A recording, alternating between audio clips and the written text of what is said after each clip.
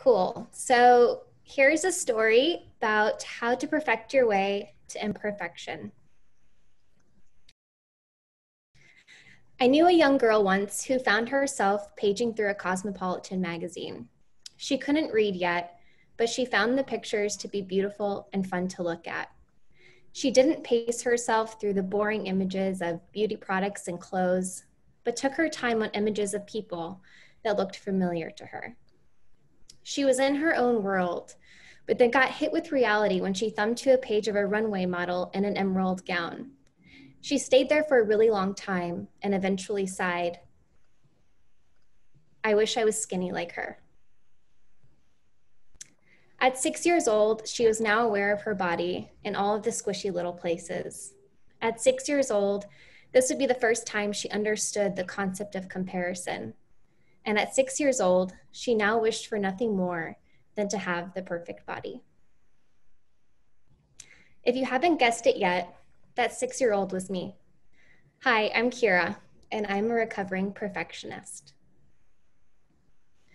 At its core, I believe seeing that runway model in print molded the way I viewed myself for many years. And furthermore, created this anxiety that in turn made me constantly compare myself to others and created unrealistic ideals in my mind. Professor Tracy Wade of the School of Psychology at Flinders University in South Australia says, while it's fine to have aspirations and to set standards, the pursuit of perfection can sometimes be our downfall. Anxiety, depression, fear of failure. While perfection didn't show up in all of these ways, all the time or all at once, the impact it had on my life to look a little like not eating, avoiding vulnerable conversations, fear of what people thought of me, and putting off tough decisions. I was creating this cycle of disappointment in myself.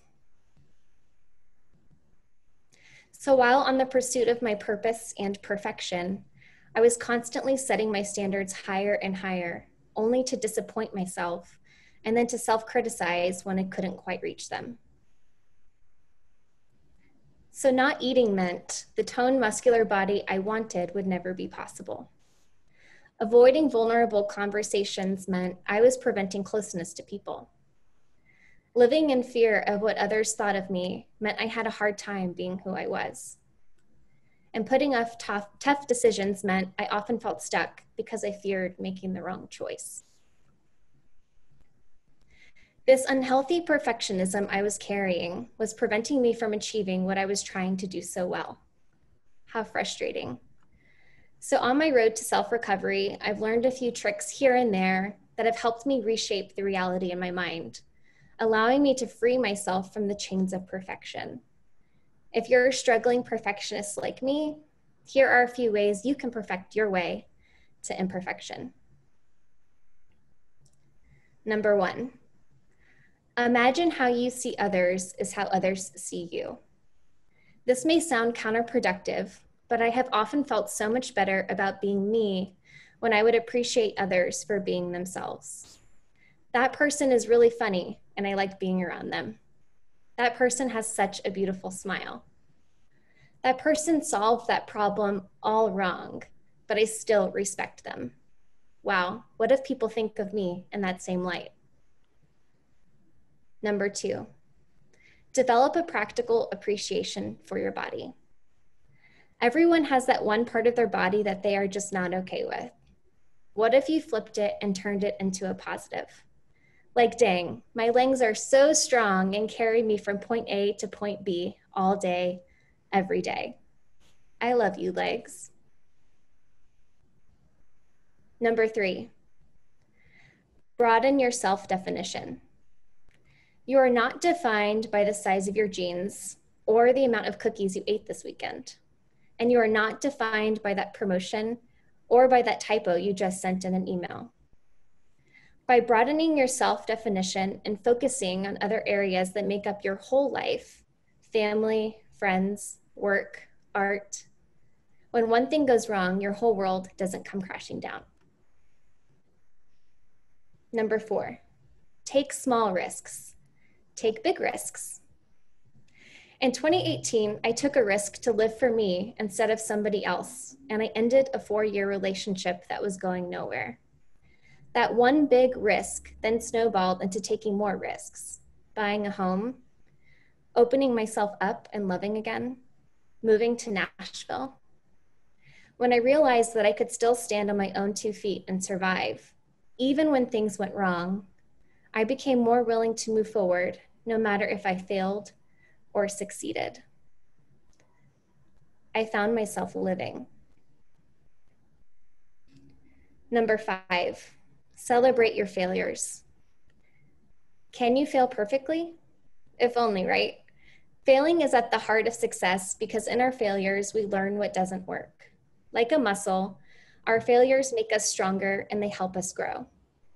So by viewing our failures in the context of an opportunity to learn, instead of a stigma and something we should never do, we can actually fast track our way to success because we aren't sulking on what went wrong. Learn from it and move on. Number 6, practice vulnerability. Brené Brown defines vulnerability as uncertainty, risk, and emotional exposure. And when you're trying hard to be perfect all the time, you calculate how much risk and how much emotion you actually show, thus preventing the extent to which we can become close with others.